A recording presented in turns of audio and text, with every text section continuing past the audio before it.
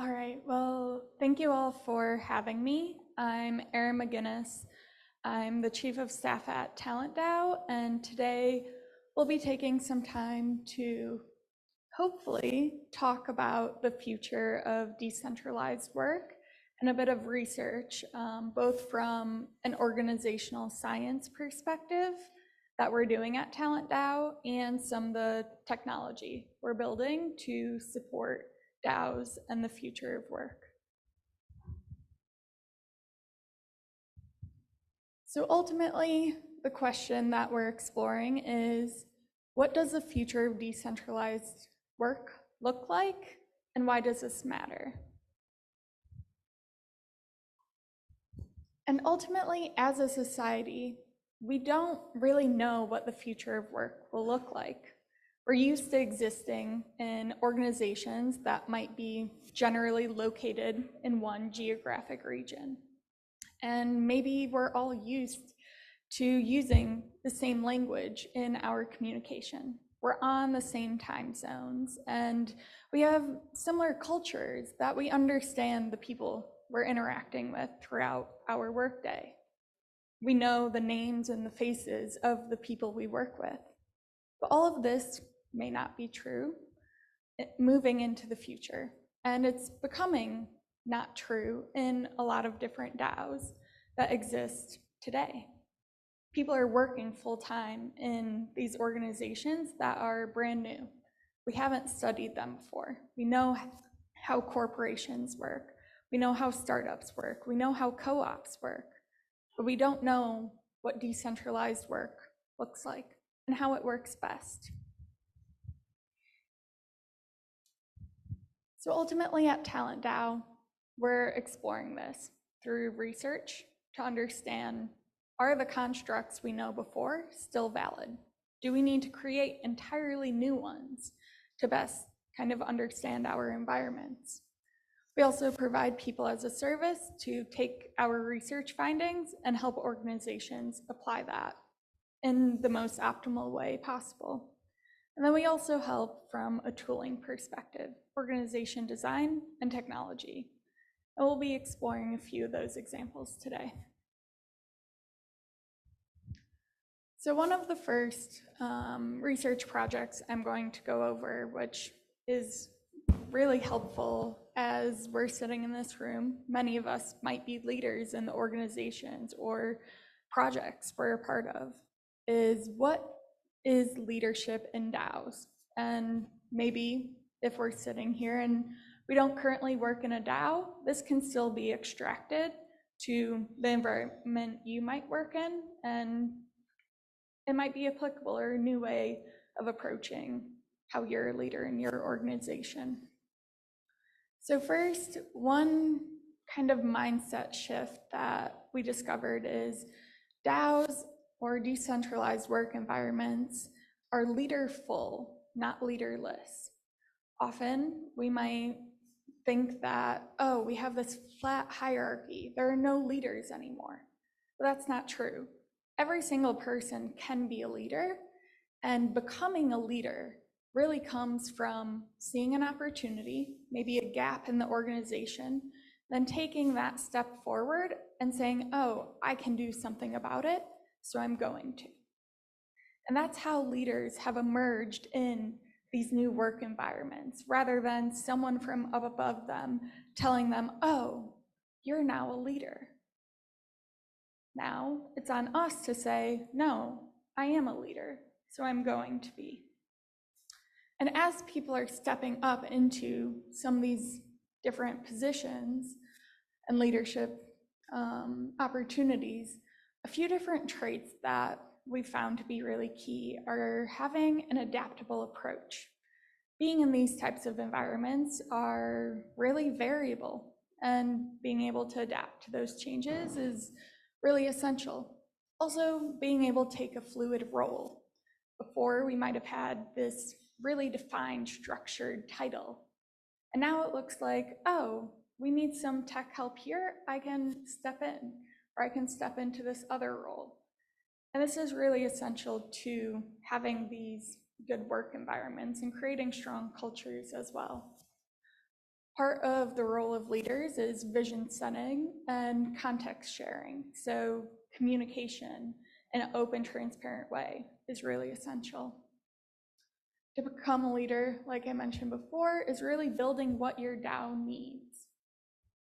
So just noticing where a need is and stepping up. That's how I've done anything in DeSci so far. So from a personal perspective, I can support this as well.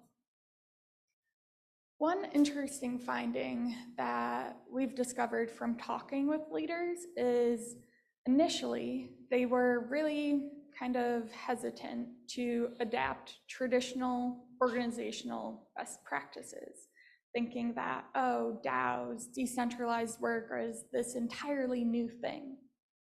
And that's not true. And we're finding that leaders are becoming more open to taking what we've learned before as a society, adapting it to these new environments, and then building on top of it, rather than forgetting the past.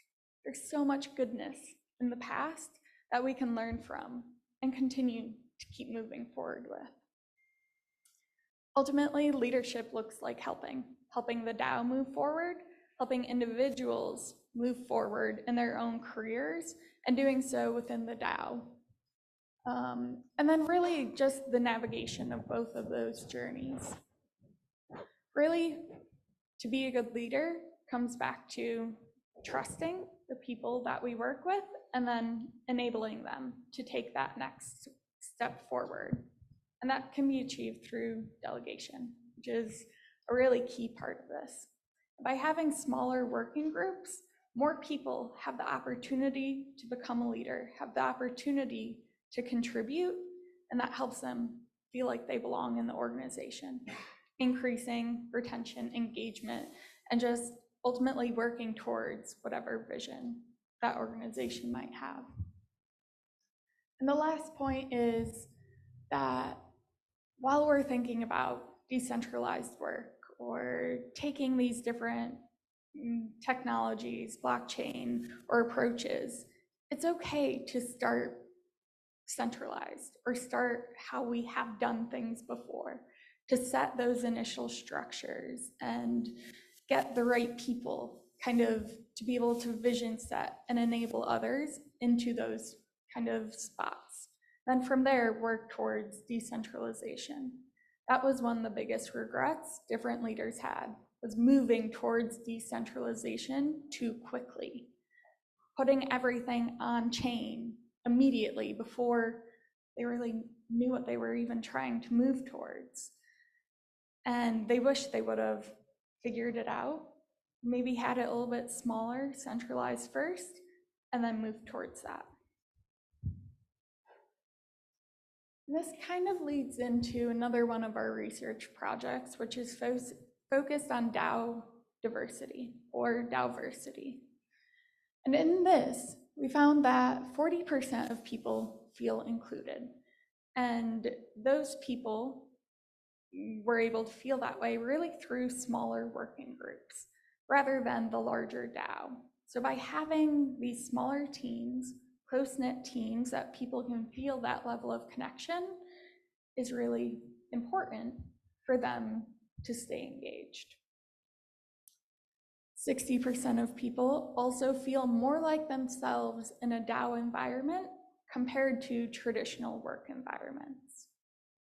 And this might be because they're able to be more of themselves or show up in different expressions that are of their choosing rather than some forced persona that they had to take on. A few other aspects are really related to the organizational culture. So the fact that it's more of a flat hierarchy, they can step up and decide who they want to be in that organization.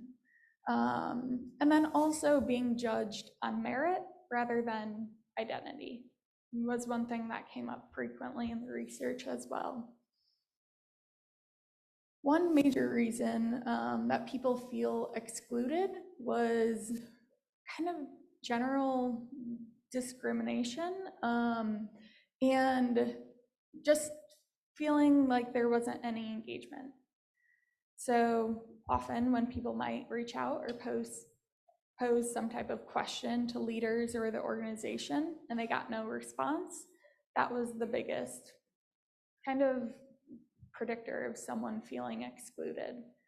Part of this ties back to, as a leader, needing to be able to make sure people feel that they are trusted to step up and answer those questions themselves. Otherwise, too much work falls on top of the leaders. So as people might be part of the core initial team, really opening it up and allowing others to take on maybe the role of answering those questions could be someone's first step of becoming a core contributor to a DAO. We also found that US dominance, or a lot of different conversations or conferences happening in English, was just a barrier for different people entering into this space as well. And then time zones just didn't align always for good working environments. And then a few different tips of how DAOs can be more inclusive is really just taking ownership over that DAO environment. So removing toxic members, making sure some of those structures are in place. These, I would say, are a bit more similar to kind of traditional work environments as well. And one key point that I just want to point out is, if somebody were to feel more included or like they belong in a DAO or in a decentralized work environment because they're using a pseudonym or they're having this anonymous identity where people don't know what race they are, what languages they speak, what gender they are, that doesn't mean the culture there is inclusive. It just means that they're hiding to be able to exist in that environment. And changing the structures of that DAO is really something that should be looked into to make sure it's inviting and moving forward. A few other research projects that we're currently working on is looking at DAO network health, so the overall health or organizational sense of belonging that people have within a given working group or across the DAO in general. DAO onboarding, which is really looking at and trying to identify best practices for how do people first hear about a DAO, get onboarded, and then become a core contributor and stay engaged. And then a third project is a DeSci landscape analysis project, which I'm leading up to map out the entire DeSci ecosystem. So one invitation that I have to anyone listening here today, on historical landscape maps of the DeSci ecosystem, there's been a lack of Asian projects and organizations included in those maps. So whether you're working on something today or in the future, please reach out, make sure it's on my radar, the radar of other people's. We want that to be included, and it needs to be included in this snapshot of what is DeSci today and what will it be in the future. So please reach out. Right now we're starting with the Gitcoin round 15, which is a platform that can help fund DeSci projects. A new round focused on DeSci is taking applications now. I think there will be more conversation on this later today, but that's how a lot of these projects got their first funding to get started. So that's a fantastic opportunity. All right, so now we're moving from research into technological infrastructure. And at talentDAO, I know this is a bit of a complex map to look at first glance, but ultimately what we're saying is that authors of research, as well as peer reviewers and other people who support the advancement of research, whether it's in the stage of like still working on it or post-publication, are all really important contributors to knowledge bases and ecosystems, and they should all be recognized. Providing commentary and feedback on research helps advance it to the next stage. And without that, we're just talking to ourselves in echo chambers and doesn't actually enhance or move things forward. So that's why we've built out the Journal of Decentralized Work, which is a publication platform that takes kind of all of these variables into account, allowing for recognition of the peer reviewers, of the people leaving that commentary, or asking the critical questions that no one will ask. And this is live currently. Some of the content on here is filler content as we onboard different authors and contributors to the platform. So if you have different research or work that you think is relevant to the decentralized workspace in particular, would love to get you connected here. Another technology that is being built out at talentDAO in conjunction with LabDAO is